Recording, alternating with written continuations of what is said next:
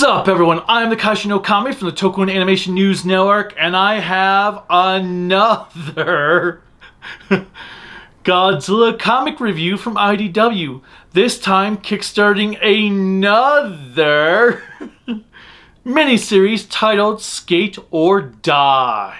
Because IDW doesn't seem to have enough Godzilla series rampaging about, they've added another one to the table. This one is written and drawn by Louis Joyce, who apparently loves to play with his kids at a skate park. The premise of this comic puzzles me, but I guess we'll see how it goes. The characters and plot. Our story revolves around 4 kids on their way to school. They like to ride skateboards, which is only really important because the series is called Skate or Die. These kids are Jimmy, Shishila, Jules, and Roland. Jimmy, Shishila, and Roland prefer to be called Egg, Sushi, and Roly. Those are some weird nicknames, but it is Australia. They go on a class field trip, and on their way back, come to learn that Australia is under attack by a giant monster with another headed towards it. Sounds like a typical day in Australia to me. It's expected that the monsters will end up meeting around their skate park, so what do? What every dumbass teenager does. Head into the danger zone. Danger zone! The plot is pretty light right now, but we are given a chance to get to know our 4 amigos, so there is payoff to it. Each one seems to have their own personality that will hopefully shine in the subsequent issues. The monsters. There's Godzilla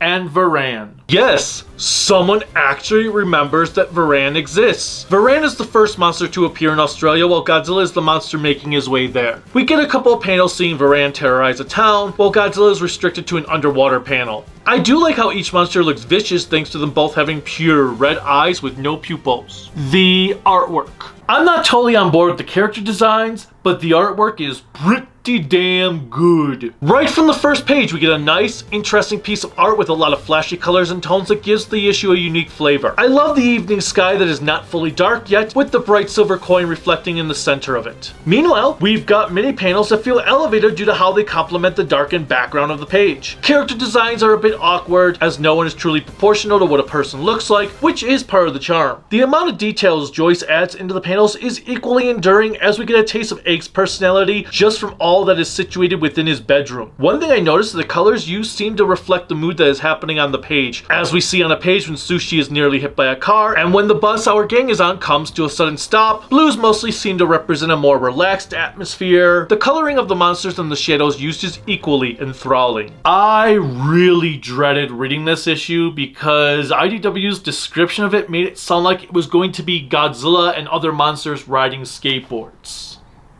I was thinking of Reptar on ice for a moment. Thankfully, it is not that, and what we did get was actually a really good story so far. Has a nice setup. I'm looking forward to issue number 2. Until next time, bye!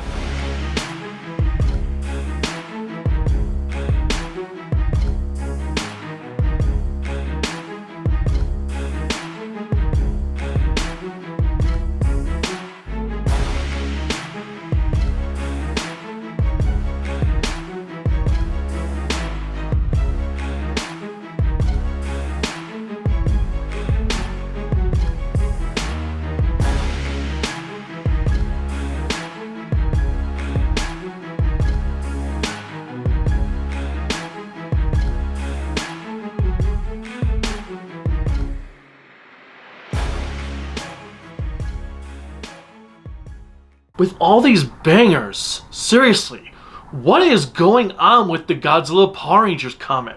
Like, what the